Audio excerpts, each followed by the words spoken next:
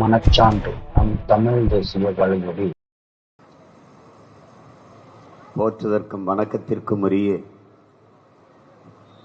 பல்கலைக்கழக பேராசிரியர் பெருமக்களே, இந்த கோரிக்கை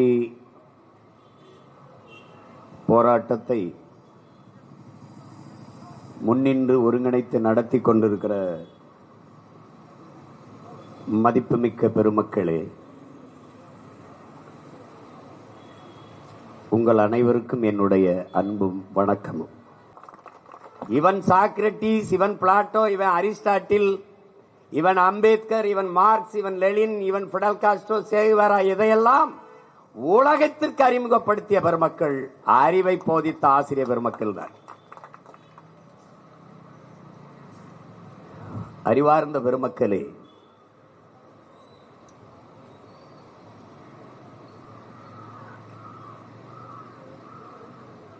உலகத்திலே ஆசிரியர் பெருமக்களை போற்றுகிற நாடு பின்லாந்து மட்டும்தான். அங்கே ஐஏஎஸ், ஐபிஎஸ் எவருக்கும் மரியாதை கிடையாது. நீதிபதி, ஆசிரியர் பெருமக்களுக்குத்தான் மதிப்பு.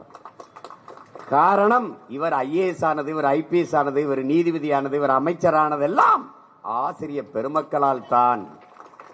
ஒரு ஆசிரியன் தலை சிறந்தவன் ஆசிரியரால் தான் இப்படிப்பட்டவர்களை உருவாக்க முடிகிறது. எந்த நாட்டில் வேளாண்குடி மகன் போற்றப்படுகிறானோ, மதிக்கப்படுகிறானோ, அந்த நாடு பசியற்ற நாடு, ஏழ்மை வறுமையற்ற நாடு. எந்த நாட்டிலே நெசவாளன் போற்றப்படுகிறானோ, அந்த நாடு நாகரிகம் பெற்ற நாடு.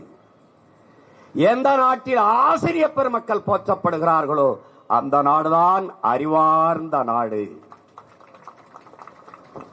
ஆனால் இந்த நாட்டில் 3 பேருமே வீதியில் நின்று போராடுகிறான் என்றால் இது நாடல்ல, சுடுகாடு என்பதை அறிவார்ந்த என் இன சொந்தங்கள், என்னருமை பெற்றோர்கள், என்னிலும் இளைய என் தம்பி தங்கிகள் புரிந்து கொள்ள வேண்டும்.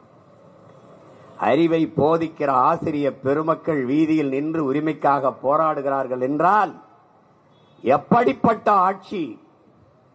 இன்றைக்குத்தான் பல்கலைக்கழக பேராசிரியர் பெருமக்கள் வீதியிலே, இதற்கு முன்பு பணி நியமனத்திற்காக 12,000 ஆசிரியர் பெருமக்கள் தேர்வு எழுதிவிட்டு வீதியிலே கர்ப்பிணி பெண்கள் கை குழந்தையோடு பட்டினியாக பசியோடு வீதியில் நின்று போராடினார்கள்.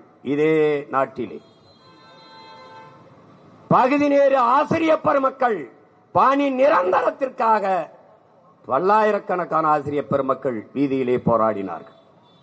நீங்கள் உங்களுக்குள்ள ஒரு மாறுதல், உங்களுக்குள்ள மாறுதல், இந்த கேடுகட்ட பணநாயக ஆட்சி முறையை ஒழித்து தூய ஜனநாயகத்தை மலரச் செய்யணுங்கிற ஒரு வெறி. இவங்களை ஒழிக்கணும்டா அப்படின்னு நீங்க ஆள் மாற்றம், ஆட்சி மாற்றத்துக்கு பாடுபடுறீங்க. இல்லை, அமைப்பு மாற்றம், அரசியல் மாற்றத்திற்கு பாடுபடணும், ஆட்சி முறை மாற்றத்திற்கு பாடுபடணும். இங்க தேர்தல் அரசியல், கட்சி அரசியல் இருக்கிறது, மக்கள் அரசியல் இல்லை. இங்க செய்தி அரசியல், விளம்பர அரசியல் இருக்கிறது, சேவை அரசியல், செயல் அரசியல் இல்லை. இது ரெண்டுக்கும் உங்களுக்கு புரியுதுன்னு நினைக்கிறேன். குடும்ப தலைவிக்கு செப்டம்பர் 16 1000 ரூபாய் கொடுக்க போகிறோம், ஜனவரி 1 விளம்பரம். இது செய்தி அரசியல், இது விளம்பர அரசியல். செயல் அரசியல் அது இல்ல. செயல் அரசியல் என்ன? ஒரு குடும்ப தலைவி 1000 ரூபாய்னா ஒரு நாளைக்கு 30 ரூபாயோட சம்பாரிச்சுக்க முடியாத ஏழ்மை வறுமையில் இருக்காளா? அப்போ எங்க ஆத்தா ஒரு நாளைக்கு களை வெட்டுறவனுக்கு 300 ரூபாய் கொடுக்குறா.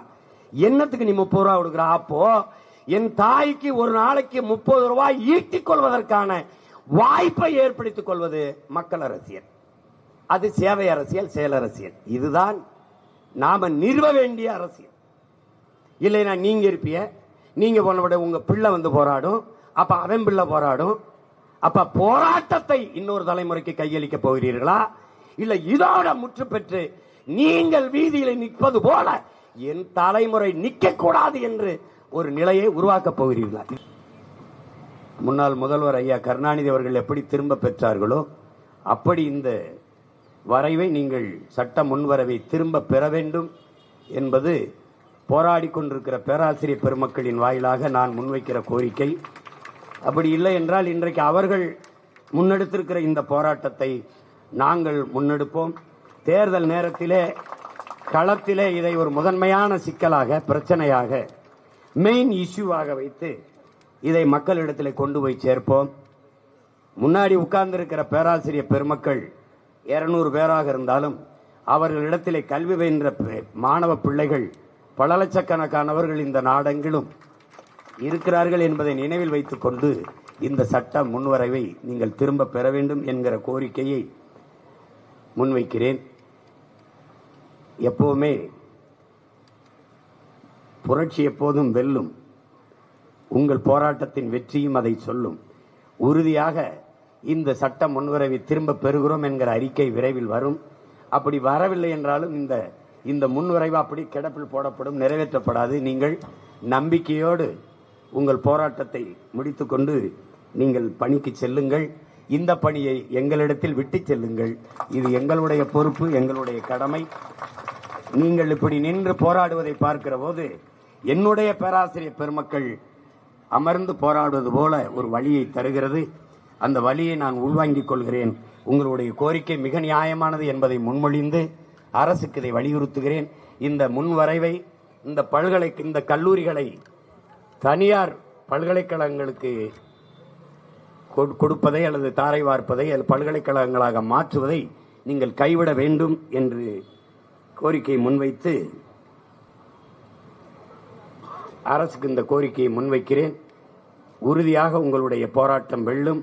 இவ்வளவு நேரம் நீங்கள் இந்த போராட்டத்தில் ஒருங்கிணைந்து பங்கேற்ற மதிப்புமிக்க பேராசிரியர் பெருமக்கள் எல்லோருக்கும் என்னுடைய புரட்சிகரமான வணக்கத்தையும் வாழ்த்துக்களையும் சொல்கிறேன். நன்றி, வணக்கம்.